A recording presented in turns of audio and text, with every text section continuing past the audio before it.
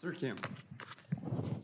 Thank you all for coming on out here. Mr. Bridenstine, I'd love to just start with you. There's been a lot of conversation about the different national security implications, and I agree with that. As someone who worked in national security my whole career, it's important that we keep our foot on the gas.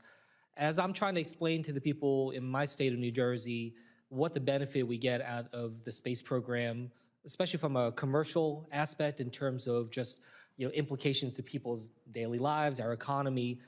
How do we go about doing it? What's the best argument that you've come across? You raised some of the potential exploration benefits of microgravity, of biotech. I'd love for you to expound on this and really try to help us hit home to the American people the importance of this. Yes, sir. I would summarize it.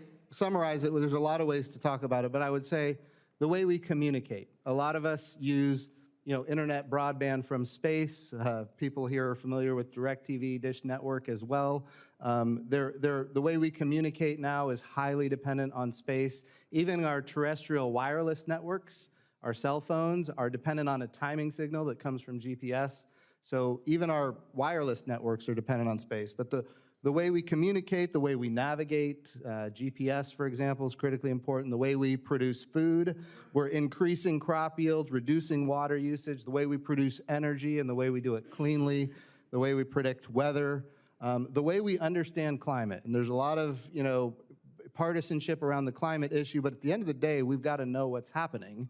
And there's ways that we can use our space assets to understand how the climate is affected by what we do here on Earth. One thing I saw NASA do that I wasn't fully aware of was just how much the applications are for agriculture, for instance, especially when it comes to what you were just saying about climate and understanding crops, storm systems, et cetera. Well, I wanted to just bring in something else. I just took, I did a CODEL trip out to South Korea and Japan.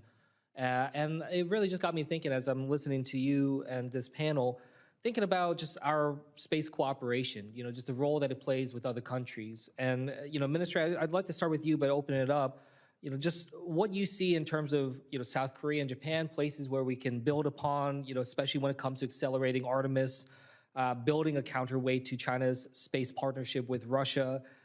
And look, there's no doubt we saw those images with Modi standing next to a lot of these leaders.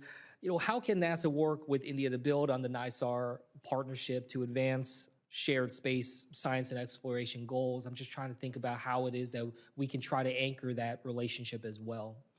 Well, yeah, wonderful question. I think when it comes to South Korea and Japan, Japan specifically has been a long partner with the United States on space exploration. From the International Space Station, they have modules on the International Space Station, they've got experiments on the International Space Station, they have rockets that resupply the International Space Station. They are among our best partners on the International Space Station.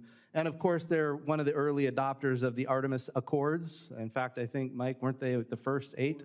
We were the first to sign. The first. And the reason the English is so good in the Accords is because of the corrections the Japanese made. They speak English better than we do. There you go. I don't know if I feel super great about that, what it says about us, but.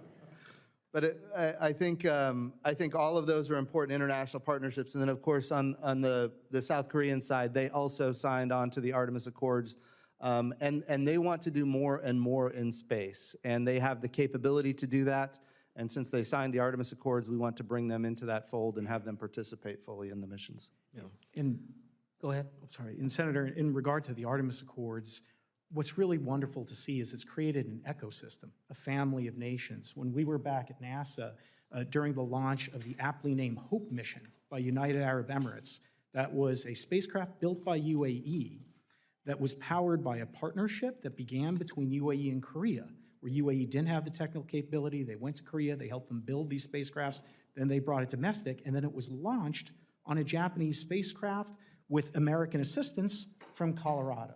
During this launch, we heard overlapping Japanese, Arabic, English, and even Korean back during some of the technical conversations. That's the future that we want. And when it comes to national security, that's the coalition that will keep us safe in China if we can continue with the Artemis program. Yeah. Well, look, I'm almost out of time here, so I'll just say, like I worked in diplomacy before, did a lot in terms of different bilateral, multilateral relationships.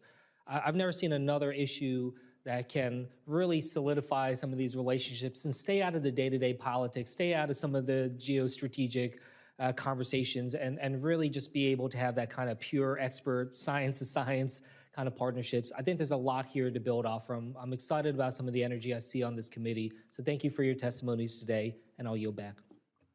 Thank you, Senator Kim.